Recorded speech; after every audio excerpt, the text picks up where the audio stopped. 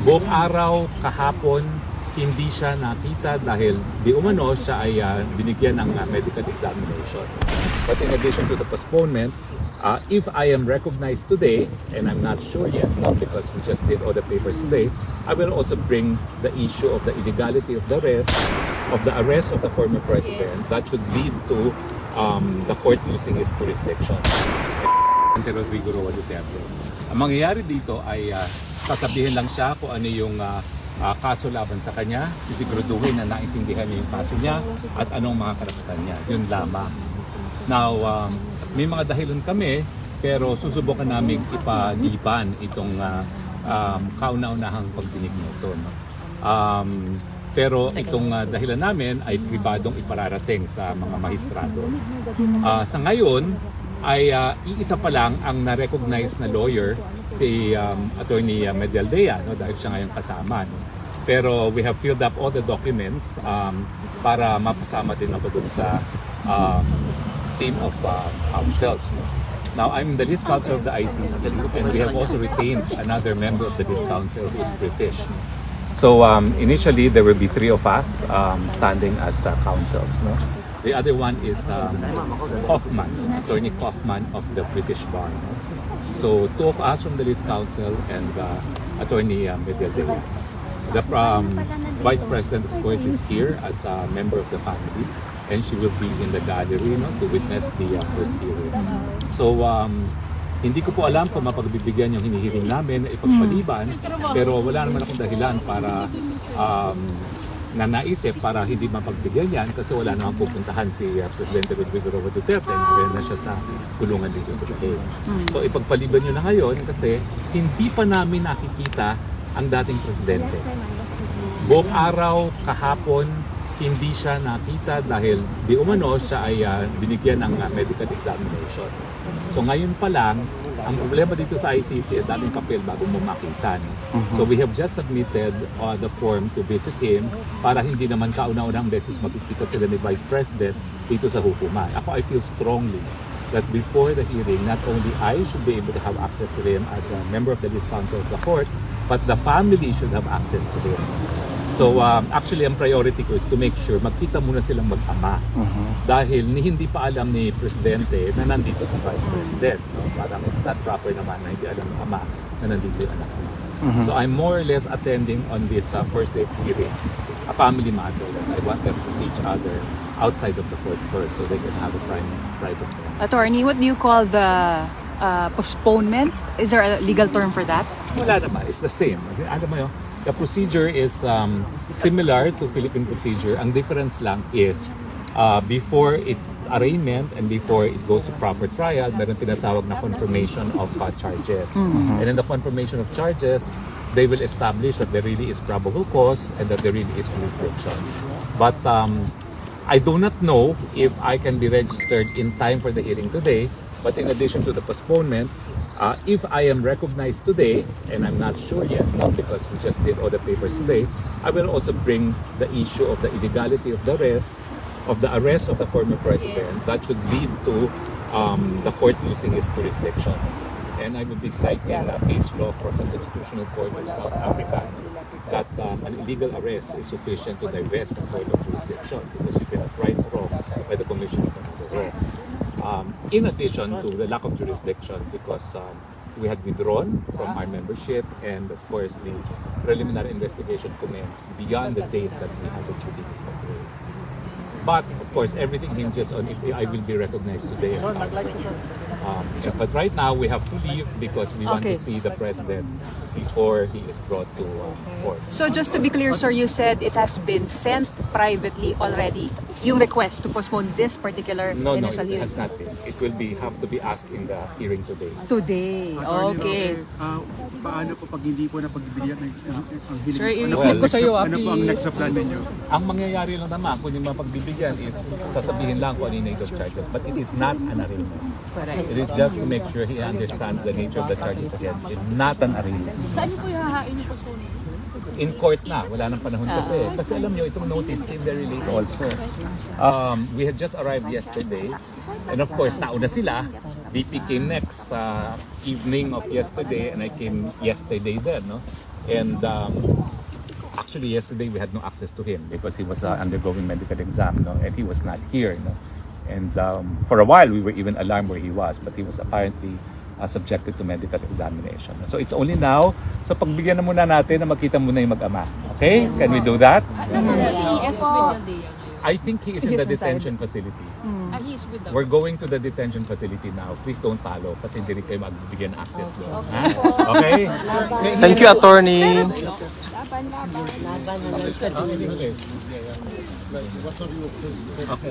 Yeah, I'm here with the Vice President of the Public of former President Rodrigo Duterte. We will be attending the hearing.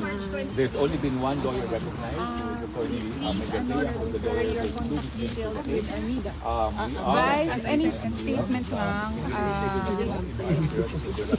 Any statement lang po since you haven't seen your father since you arrived pala? Is that true? As I announced earlier, we'll do the Q&A later. So Hindi pa kayo kasama. Okay. we'll do the Q&A later. Thank you. Meron pong bag time, ma'am?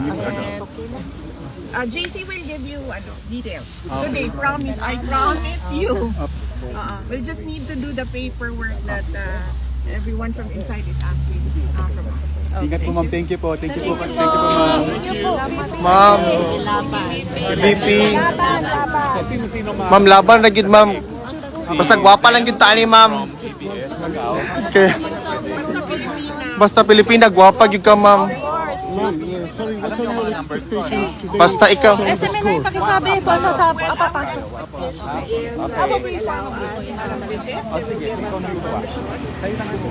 Hindi ka naman nagpalit ng number. Hindi. But let's do WhatsApp kasi Viber hindi masyado maganda rito eh. They will WhatsApp talaga.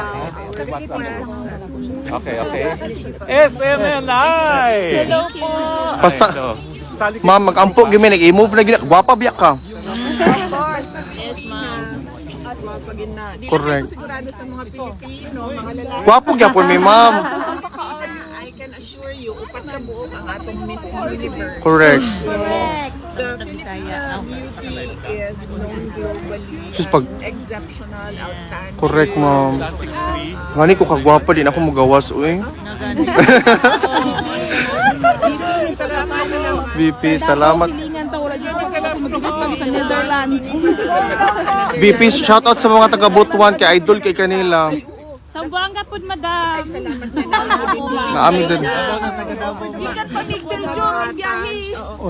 Gusto kong magbigay ng mensahe sa lahat ng ating mga kababayan kahapon, nung isang araw, ngayon, na patuloy na nagpapakita ng kanilang suporta sa ating dating Pangulo. Nakikita po natin yung kanilang mga peace rallies doon sa Pilipinas at sa iba't ibang lugar sa mundo. So nagpapasalamat tayo na merong nagdadasal, marami ang nagdadasal, napakahalaga mo. Pangalawa, nagpapakita ng suporta. At nagpapakita ng suporta. At nagpapahayag ng kanilang nararamdaman. Of course. Huwag natin kalimutan na ang problema ng bayan ay hindi ang mga Duterte. Correct. Tama po. Ang totoong problema ng bayan, kayong lahat nandito kayo, nakikipagsapalaran kayo sa ibang bansa dahil walang oportunidad doon sa ating bansa. Patuloy ang kahirapan, Check. patuloy ang kagutuman, patuloy na walang nangyayaring kaunlaran.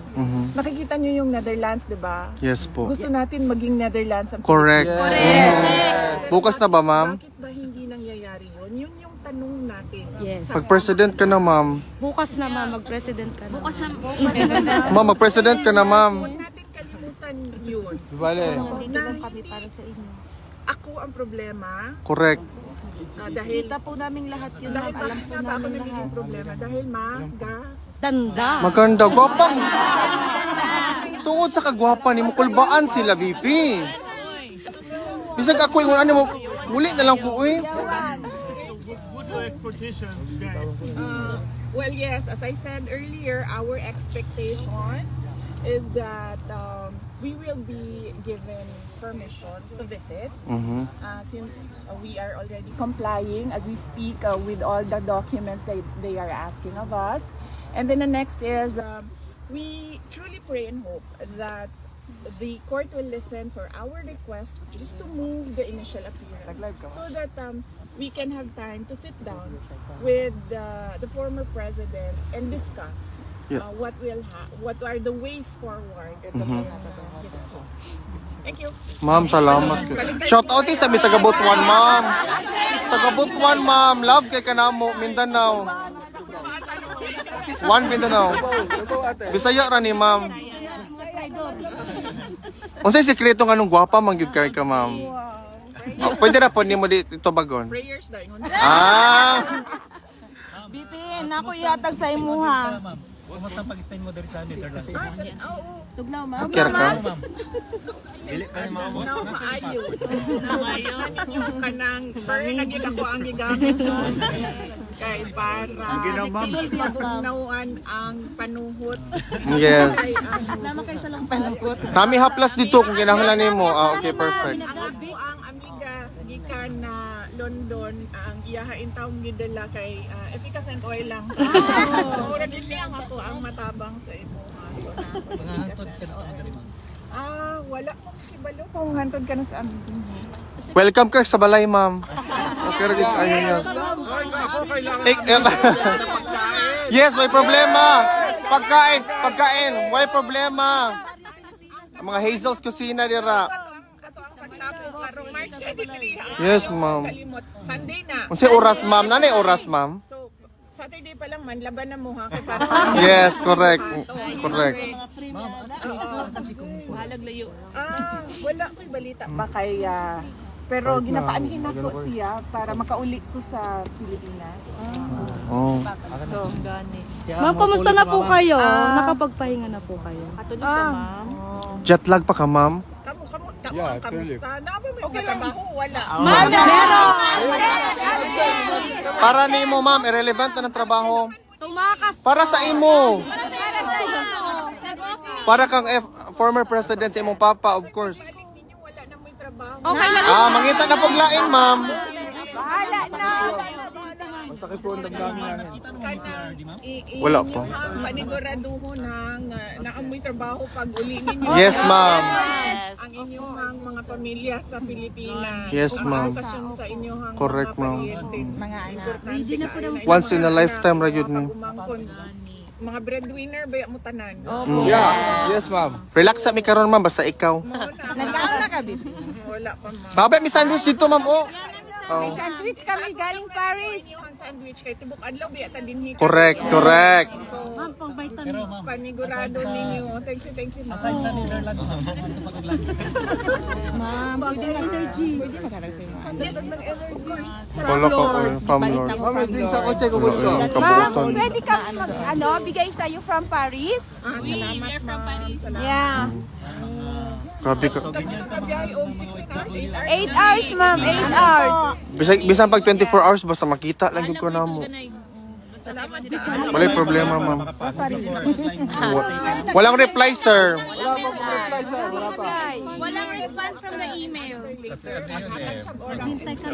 Yes. Casual, yes, casual is very good. Yes, ma'am. Yes. VP, salamat kay VP, ha. Stay strong, radio ka, VP. Bigay pa. Pray for, parang Stop ko na. Sa regalo. Ayaw na mong gasto para sa ako. Wala, uy. Kahambol gyud sa tong VP, uy. Wala. maganda na, mabait ka. VP, ayaw mi kalimtiha pag presidente na ka. Kanang iampo nato sa Ginoo ang mga kada adlaw. We always. Ampo, gyud ka na mo permi. Dadalhin ko na si VP kay Presidente ngayon, ha? Regards sa imong papa, VP. Dire rami. I love you, Pipi! Love you ka na mo. Thank you, attorney. I love you! Ano lang. Broadcasted na po yan. Done na po. Tapos, paano ko ipopost? Post na po yun automatic. Yan, save lang po. Thank you, attorney. Bye, Senator! Bye, See you later. Dito lang tayo. News, ikaw ba yan? Ako yan. Ikaw nag-live. Alvin and Tourism po ako, sir.